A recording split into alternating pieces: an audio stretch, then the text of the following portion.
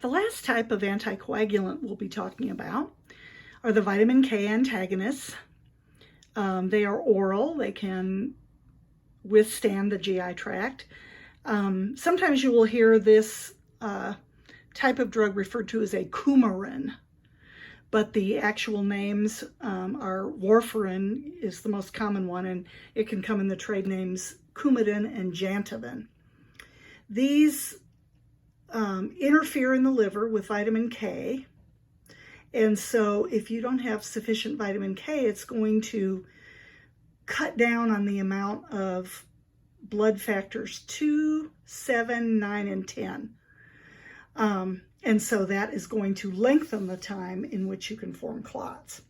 So by interfering with that vitamin K, you interfere with that clotting cascade, and your bleeding time is going to be longer, and the time that it takes for you to clot is going to be longer. So these vitamin K antagonists are used for coronary artery disease, atrial fibrillation. They're used in patients who've had knee and hip replacement surgery, and can prevent a repeat of blood clots and emboli if you have had them in the past. Generally, someone starting on Coumadin is going to be started on a dose of 2 to 5 milligrams, and then they will do testing called PT and INR. Now remember, heparin uses the PTT or the APTT, activated PTT. Coumadin is going to be tested by doing a prothrombin time and an INR, International Normalized Ratio. Once again, I've got a section where I will explain the meaning of these terms and how these tests work for these particular drugs. These drugs are given PO. Start with 2 to 5 milligrams. The patient will usually have fairly frequent PT-INRs, which will then be tapered off so you don't have as many once you get in a stable situation. Sometimes you'll come across a situation in the hospital where you notice that a patient is still on their heparin IV or heparin shots, and you say, oh my goodness, he's starting his Coumadin. Is this right? What that means is they are tapering off the heparin, and the patient will soon be taken off of it. Meanwhile, they are introducing low doses of Coumadin so the body can adjust, being off the less stable heparin and preparing to be on the more stable and easier to manage PO vitamin K antagonists like Coumadin. When it comes to the Coumarins like warfarin, once again, excessive bleeding is our biggest risk. So you want to watch for the bleeding gums, the nosebleeds, heavy menstrual periods, prolonged oozing from cuts. People notice that they cut themselves, and it's like, oh man, I can't get this cut to stop. I've been holding the Kleenex on it for 20 minutes. It's generally recommended that if you are still oozing from a cut beyond 10 minutes, like you cut yourself shaving or, scrape your knee, you want to call the doctor. Not because you're at the risk of bleeding to death from that oozing, but because that can indicate, those labs might not be where we want them to be. We might have too much Coumadin on board. Those clotting factors might be too affected, and our bleeding time can be longer. So oozing doesn't stop, call the doc. Allergic reactions, of course, alopecia, once again, some hair loss.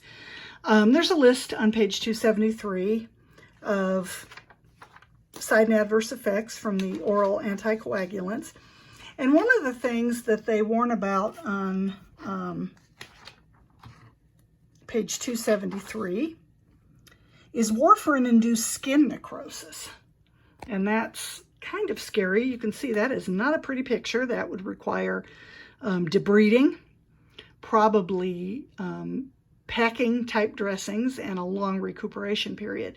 And we see that for some reason, obese menopausal women are at greatest risk for this reaction.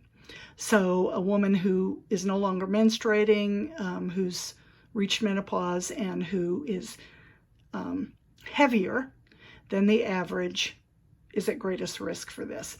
Like I said, warfarin is considered teratogenic. It is dangerous to a fetus, and generally it's not recommended for breastfeeding moms. They recommend heparin instead. PT-INR is used for evaluation, and the antidote for an overdose of vitamin K, as you can imagine, or an overdose of Coumadin is vitamin K. If these inhibit vitamin K, you want to give more vitamin K if you have an overdose. So one of the trade names for vitamin K injection is phytonadione. That's the, kind of the brand name. And it's just a simple sub-Q injection, nothing real big, but it can stop that Coumadin overdose. You want to watch your intake of leafy green vegetables if you're on vitamin K, or if you're on Coumadin, because they have lots and lots of vitamin K. They're good sources of vitamin K. So you don't want to keep heaping on the vitamin K when you're taking a vitamin K inhibitor. Now, does this mean, no, you absolutely cannot eat any foods containing vitamin K? No, just keep it consistent. If you're one who likes your kale salad every single day, they just have to find a dose that's right for you, and you can still eat them. Just be consistent. Don't eat none at all, and don't go overboard. Just be consistent in your consumption of the vitamin K containing vegetables. Remember that oral contraceptives can interfere with anticoagulants, and as we have learned in the past, when it comes to warfarin, Coumadin, lots and lots of drugs don't mix with these medications. So warfarin is a very hard medication to interact well with drugs.